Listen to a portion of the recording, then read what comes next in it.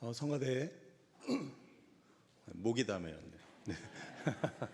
네. 성가대에 성령 충만한 찬양에 진심으로 감사를 드립니다. 성가대가 찬양한 그 예수님의 은혜와 예수님의 능력이 여러분의 삶 가운데 언제나 충만하게 함께 하시길 주님의 이름으로 축원합니다. 오늘 말씀은 그 제목이 요셉의 형통입니다. 말씀으로 들어가기 전에 요셉의 배경에 대해서 잠시 같이 기억해 보고자 합니다. 요셉은 그의 아버지 야곱의 11번째 아들이었습니다. 그래서 야곱의 아버지는 이삭이고 이삭의 아버지는 아브라함입니다. 그래서 구약 성경은 여호와 하나님을 아브라함과 이삭과 야곱의 하나님이라고 하는 것을 우리는 보게 됩니다. 그래서 아브라함은 이스라엘의 조상이 되면서 나중에 신약에 와서는 믿음의 조상이라고 불리게 됩니다. 그리고 그 아들 이삭을 거쳐 야곱은 말 그대로 그의 12아들, 즉 이스라엘의 12지파가 되는 그 12아들의 아버지인 것입니다. 그래서 지금 말씀드린 이 4명의 인물들, 아브라함과 이삭과 야곱과 요셉, 이 4명의 이야기가 사실 창세기 12장부터 50장까지의 그러한 내용들을 이어간다고 할 수 있습니다. 자, 그런데 그 중에 우리가 가장 고생한 사람, 가장 어려운 삶을 산 사람을 한 명을 꼽아본다면 누구라고 할 수 있을까요? 그것은 당연히 죄송합니다.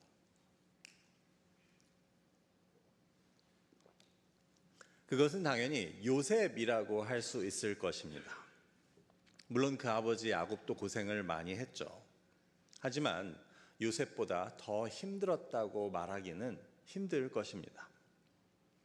무엇보다 야곱은 스스로 자기가 그 아버지와 형을 속여서 집을 나와서 도망하는 그러한 신세가 된 자이지만 그 아들 요셉의 경우는 형들에 의해서 죽임을 당할 뻔하고 노예 상인들에게 팔려서 그 애굽, 타국으로 노예로 팔려간 그러한 사람이었기 때문입니다. 그러니 이는 비교할 수 없는 차이였습니다. 어린 나이에 노예 상인에게, 그것도 자기 친형들에게 팔려서 애굽에서 종으로 살게 된 인물이 요셉입니다. 그래서 우리는 오늘 말씀의 제목부터 의문을 가지고 바라보게 됩니다. 요셉의 형통이라고? 요셉에게 있어서 형통이라고 할 수 있는 것은 무엇이 있을까?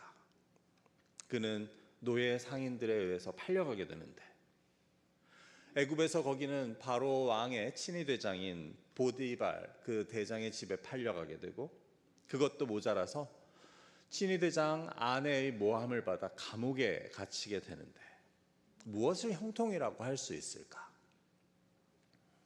형통이라고 할 수 있다면 마지막에 그 감옥에서 꿈을 해석해준 사람의 도움을 입어서 애굽왕 바로의 꿈을 해석하게 되어 나중에 결국 애굽의 총리가 되었으니 형통이라고 한다면 아마 그것을 말하는 것이라고 생각할 수 있습니다.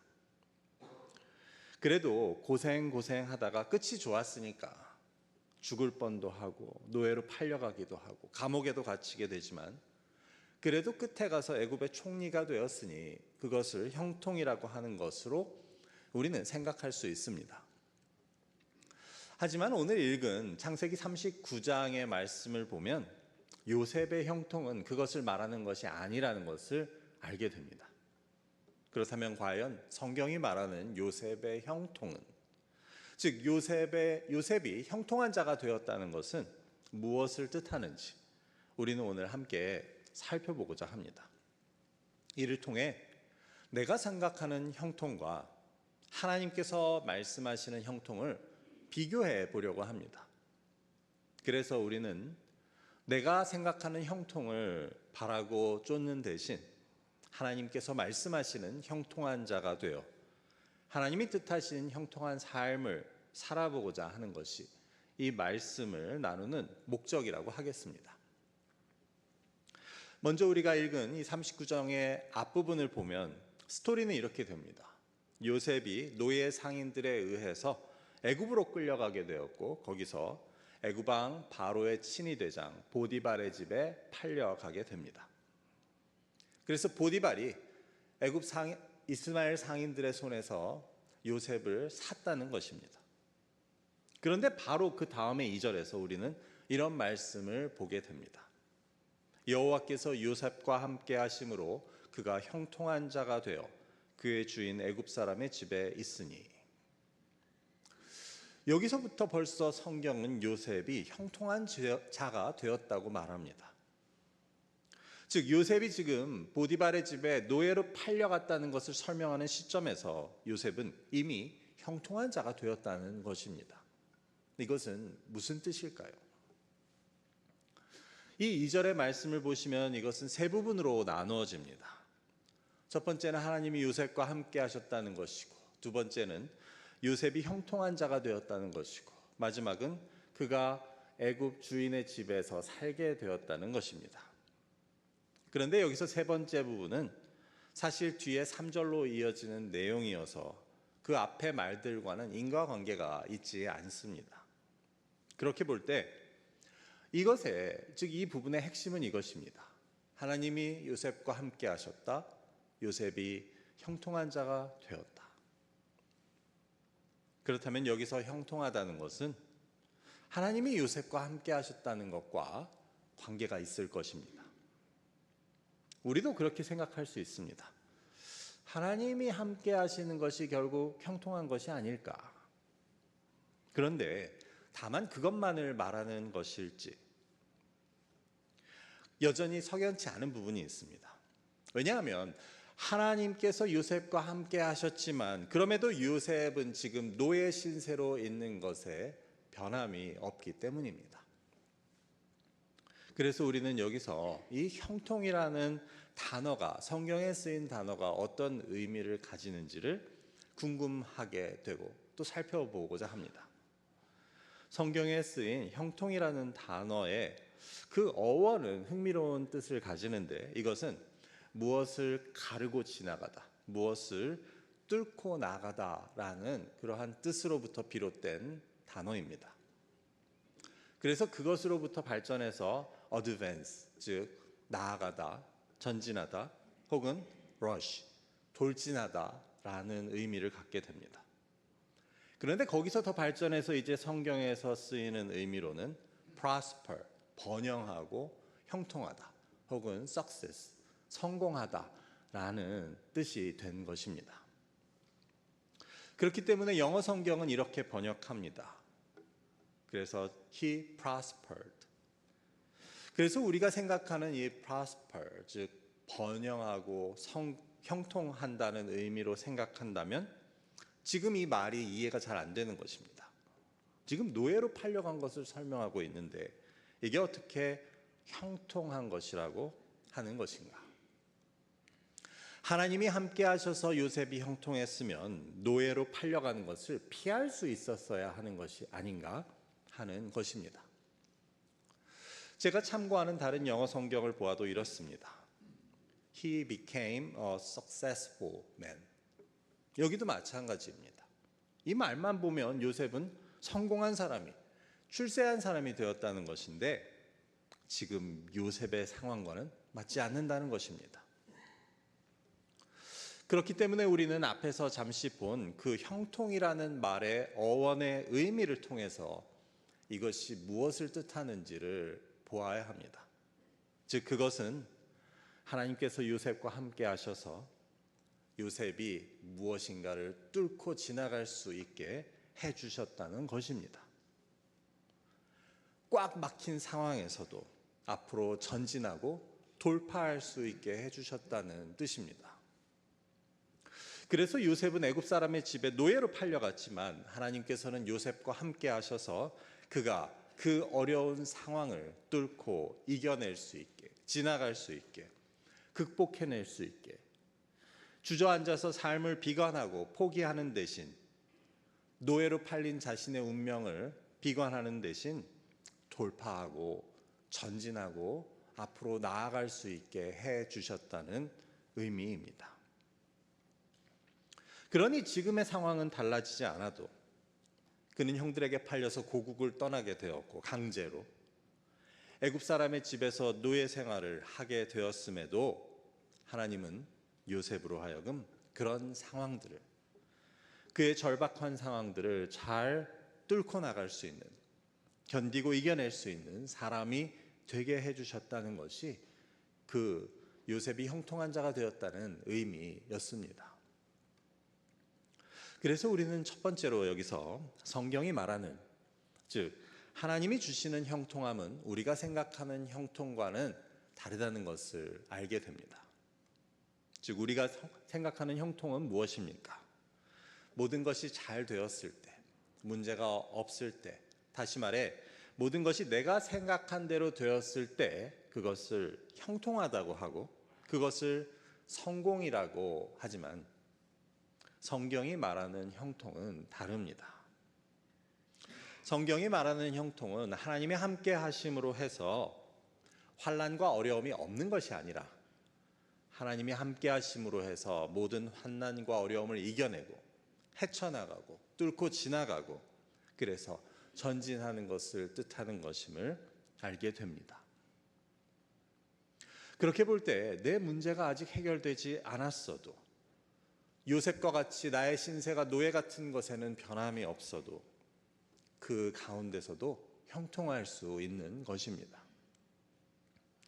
그런 문제나 고난으로 주저앉거나 좌절하지 않고 하나님의 함께 하심으로 해서 그 장애물들을 하나하나 이겨내는 중이라면, 고난 중에 있으면서도 문제 가운데 있으면서도 우리는 형통한 자라고 할 수 있음을 성경은 가르쳐 줍니다. 우리가 이것을 알고 우리가 이것을 믿을 수 있으면 우리의 삶의 태도는 달라질 수 있습니다. 그전 같으면 문제가 완전히 해결되어야 좀 살 것 같고, 문제가 없이 다 잘 되어야 내가 형통하다고 할 수 있었다고 하더라도 하나님을 믿는 자들은 다르다는 것입니다.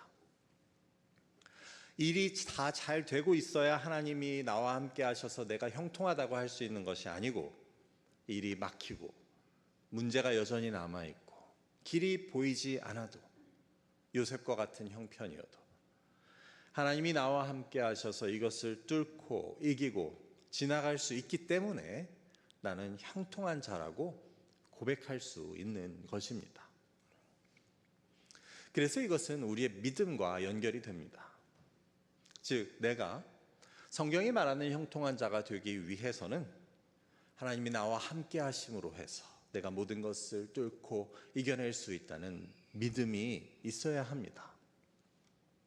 아무리 하나님께서 나에게 내가 너와 함께 할 것이니 너는 모든 것을 뚫고 이겨낼 것이다, 형통한 자가 될 것이다 라고 말씀하신다고 해도 내가 지금 처한 문제들, 내 눈앞에 있는 일들을 보고 그 하나님의 말씀을 믿지 못한다면 우리는 형통한 자가 될 수 없습니다.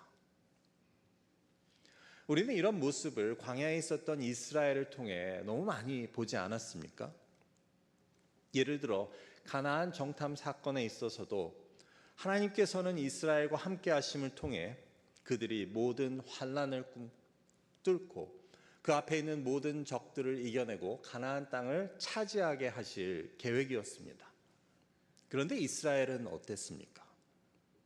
눈앞에 있는 강하고 수많은 적들을 보고 나는 이제 죽었다고, 차라리 애굽에서 나오지 않는 것이 나을 뻔했다고 하지 않습니까?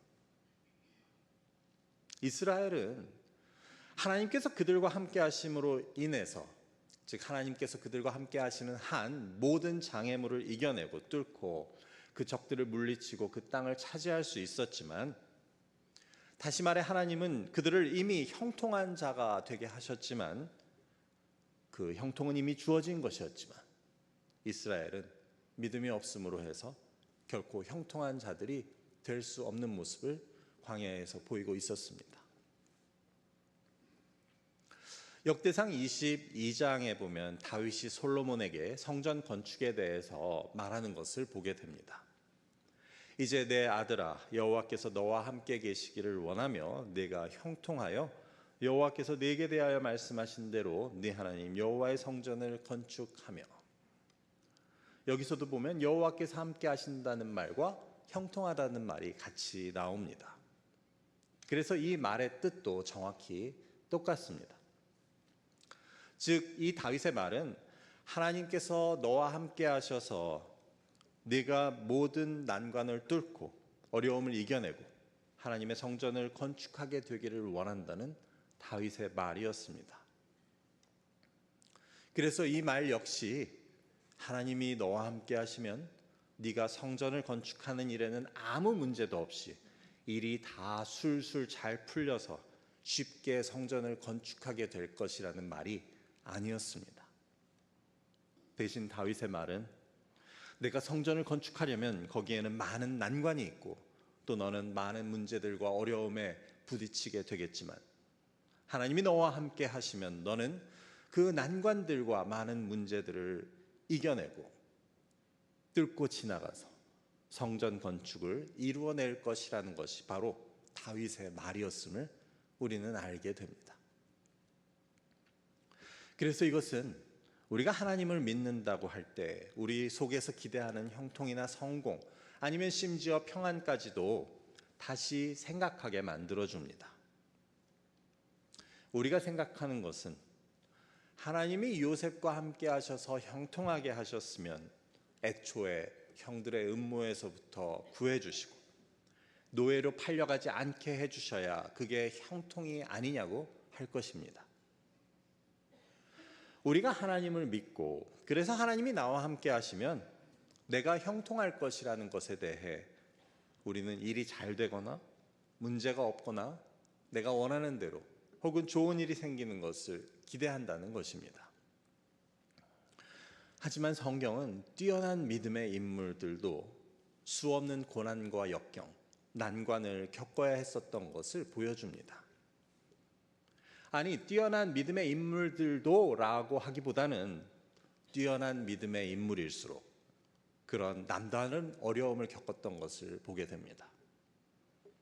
그래서 중요한 것은 어려움이 없는 것이 아니라 고난이 없는 것이 아니라 고난과 역경 속에서도 하나님이 함께 하셔서 주저앉고 포기하는 대신 낙심하는 대신 그것들을 이겨내고 뚫고 지나가서 믿음의 진보와 삶의 열매를 맺어내는 그러한 믿음의 인물들의 삶이었다는 것을 우리는 기억해야 합니다.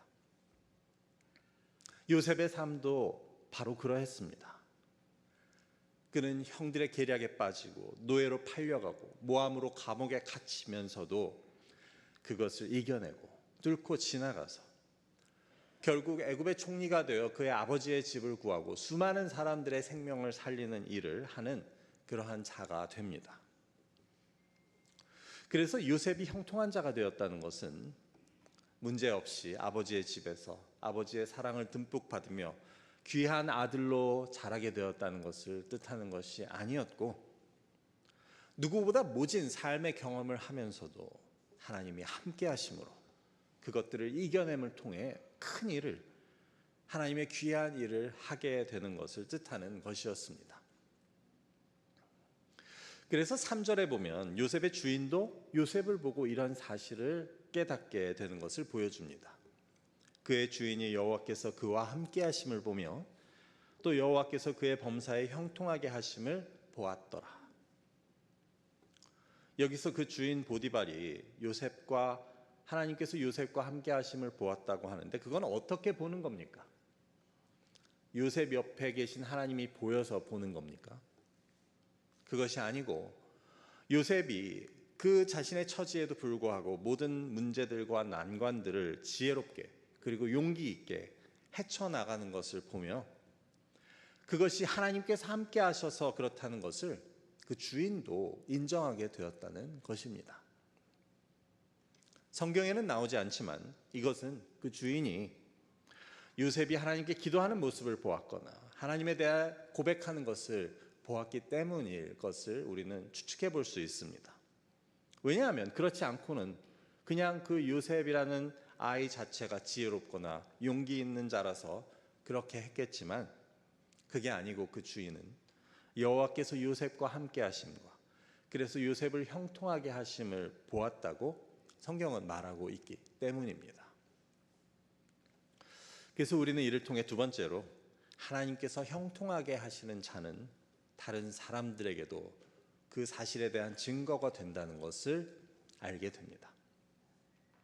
즉 하나님께서 함께 하셔서 형통하게 하시는 자는 그 주위의 사람들도 이것을 보고 인정하고 또 이를 통해 하나님을 인정하게 된다는 것을 요셉의 이야기는 보여줍니다.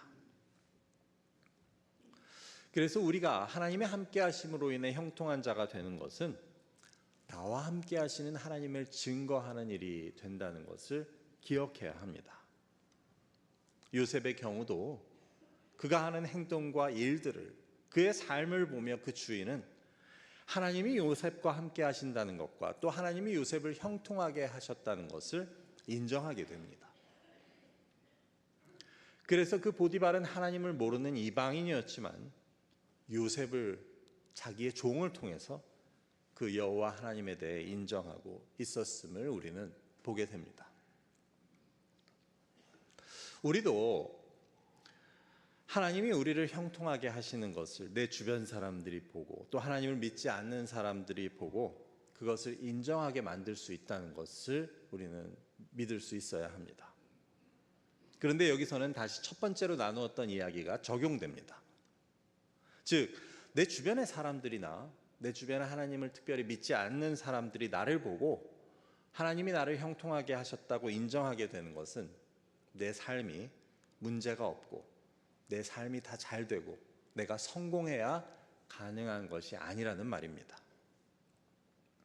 우리는 흔히 나의 성공이나 또 나의 형통이 하나님께 영광이 된다는 말을 이런 의미로 사용하곤 하는데 요셉의 이야기가 보여주는 것은 하나님은 나의 성공이나 나의 형통을 통해 영광을 받으시는 것이 아니라는 사실입니다. 대신 고난과 역경 속에서도 믿음을 잃지 않고 함께 하신 하나님을 의지하여 그것을 이겨내고 믿음의 진보를 이루는 모습을 통해 하나님은 영광을 받으십니다.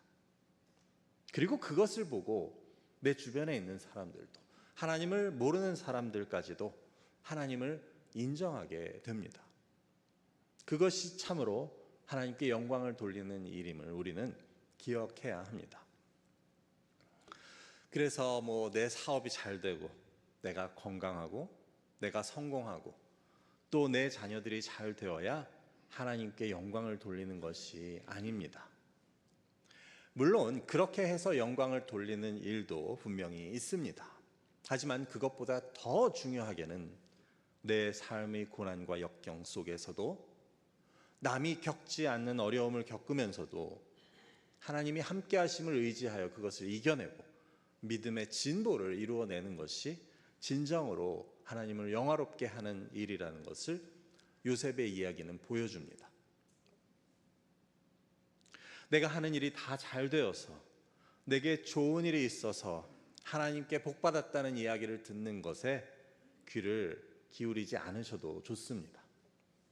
대신 요셉과 같은 상황 속에서도 당신은 참으로 하나님이 함께 하셔서 형통한 자라는 말을 듣는 것이 중요하다고 하겠습니다. 요셉의 주인이 자기의 노예인 그 요셉의 처지를 보면서 하나님이 그와 함께 하셔서 그가 형통하게 되었다고 고백하는 것이 중요한 것과 마찬가지입니다.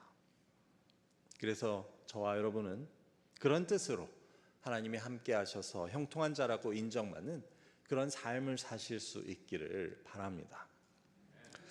마지막으로 이러한 형통의 복은 그 주변에도 하나님의 은혜와 복이 미치게 하는 일이라는 것을 우리는 이 오늘의 말씀을 통해 보게 됩니다. 5절의 말씀입니다. 그가 요셉에게 자기의 집과 그의 모든 소유물을 주관하게 한 때부터 여호와께서 요셉을 위하여 그 애굽 사람의 집에 복을 내리심으로 여호와의 복이 그의 집과 밭에 있는 모든 소유에 미친지라. 자, 여기에 보면 가장 중요한 말은 이것입니다. 여호와께서 요셉을 위하여, 즉 요셉을 보시고 그 주인의 집에 복을 내리셨다는 것입니다. 이것도 신기한 일입니다. 어디 요셉이 주인의 집에 복을 내리게 할 그럴 처지입니까? 노예인데, 종인데. 그 스스로는 그렇게 할 수 없는 일이었지만 하나님이 요셉을 보시고 요셉을 위해서 그 주인의 집에 복을 내리셨다는 것은 요셉 덕분에 그 주인의 집이 복을 받게 되었다는 뜻이었습니다. 즉 하나님께서는 그 보디발의 집에 요셉이 산다는 이유로, 요셉이 그 집의 노예라는 이유로 그 주인의 집에 복을 내리십니다. 이것은 주인을 위해 내린 복입니까? 누구를 위해 내린 복입니까? 이는 요셉을 위해 내리신 복이었지만 그 주인까지도 그 복과 은혜를 누리게 됨을 우리는 보게 됩니다. 그래서 저와 여러분도 이 요셉과 같은 자들이 될 수 있기를 바랍니다. 즉 여러분 때문에 여러분의 회사가 하나님의 복을 누리고, 여러분 때문에 여러분의 학교가 하나님의 복을 누리고, 여러분 때문에 여러분의 가정이 복을 누리고, 여러분 때문에 이 교회가 하나님의 복을 누리는 그러한 형통한 자들이 되실 수 있기를 바랍니다. 그러기 위해서는 우리가 먼저 하나님이 함께 하시는 형통한 자들이 되어야 하고, 우리의 주변 사람들도 그것을 보고 하나님을 인정하게 만드는 그런 자들이 되어야 합니다. 우리가 그런 자들이 되면 하나님께서는 우리를 위해, 우리를 보시고 우리가 속한 곳에 복을 내리셔서 우리 주변의 사람들도 나로 인해 복을 누리게 하신다는 것을 오늘 말씀은 가르쳐 줍니다. 이제 말씀을 맺고자 합니다. 하나님으로 인해 형통하게 된다는 것은 모든 일이 잘 되고 문제가 없는 것을 뜻하지 않습니다. 대신 하나님께서는 하나님과 동행하고 하나님을 의지하는 자들에게 인생의 고난과 역경 속에서도 모든 난관을 이겨내고 이를 돌파하여 믿음의 승리와 진보를 이루게 하십니다. 이것이 바로 성경이 말하는 하나님으로 인해 형통한 자들입니다. 그럴 때 우리 주변의 사람들은 그것을 보고 하나님의 살아계심과 또 나와 함께 하심을 인정하게 되고, 또 그럴 때 하나님께서는 나로 인해 나를 위해서 나를 보시고 내가 속한 곳에 복을 허락하신다는 것을 기억하시기 바랍니다. 지난주에 우리는 감사에 대한 말씀을 나누었지만, 우리가 만일 잘되고 문제없는 것을 우리의 형통으로 생각한다면 우리는 감사하기 힘들 것입니다. 하지만 고난과 역경 속에서도 나를 버티게 하시고 견디게 하시고 이겨내게 하시는 하나님을 생각한다면 우리는 고난 속에서도 감사할 수 있습니다. 그렇게 볼 때 고난 속에서 감사할 수 있다는 것은 어떻게 보면 형통한 자가 보이는 증거라고 할 수 있습니다. 삶의 어려움 속에서도 언제나 요셉을 기억하시며 요셉과 같이 하나님이 함께 하셔서 형통한 자들이 되실 수 있기를 주님의 이름으로 축원합니다. 기도하겠습니다. 아버지 감사합니다. 오늘 하나님께서 사랑하셔서 함께 하시는 요셉의 모습을 보며 하나님 함께 하심으로 인해 형통한 자가 무엇을 뜻하는지 함께 나누게 하심을 감사합니다. 아버지 하나님, 하나님이 함께 하시지만 왜 나한테 이런 일이 생기냐고 의문을 가졌던 것을 우리가 하나님 앞에 또한 돌아보게 하시고, 그것이 아니고 하나님이 하나님이 함께 하심으로 인해 하나님께서 나로 하여금 낙심하고 좌절하지 않고 모든 것을 이겨내고 그를 통해 더 큰 믿음의 진보와 귀한 열매를 맺게 하신다는 그러한 귀한 뜻을 우리가 기억할 수 있도록 인도하여 주시옵소서. 나의 삶에 어려움이 있다면 우리가 요셉의 모습을 기억하고 또한 하나님의 선하심을 의심치 않고 믿을 수 있는 저희들의 삶이 될 수 있도록 인도하여 주셔서 저희의 모습을 통해 하나님의 살아계심과 형통케 하심이 증거되고, 또 저희를 통해서 또 저희가 속한 곳에 하나님의 복과 은혜가 임할 수 있는 그러한 귀한 은혜를 허락하여 주시기를 기도합니다. 감사함이 예수 그리스도의 이름으로 기도드립니다. 아멘.